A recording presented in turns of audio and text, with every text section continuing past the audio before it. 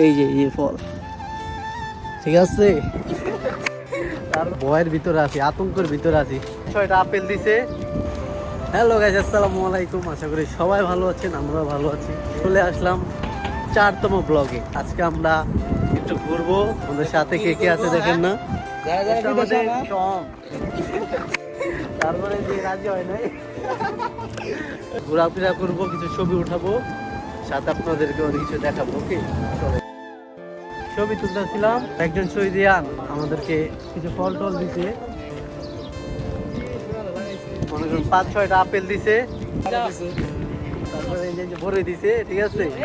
আমরা এই যে এখানে ঘুরতে আসি, জায়গাটা কিন্তু সেই। আমরা প্রবাসী যারা আছি, ওরা ভয়ের ভিতরে আছি, আতঙ্কের ভিতরে আছি। কোন টাইমে কোনটা আয়া পড়ে। গাড়ি কার কয়টা লাগবে বাংলাদেশে কম দামে আছে গাড়িতে, রাস্তার মধ্যে পড়ে লইছে। আমরা যদি লাগে খালটা কইবেন, আমরা ভাড়া দিব।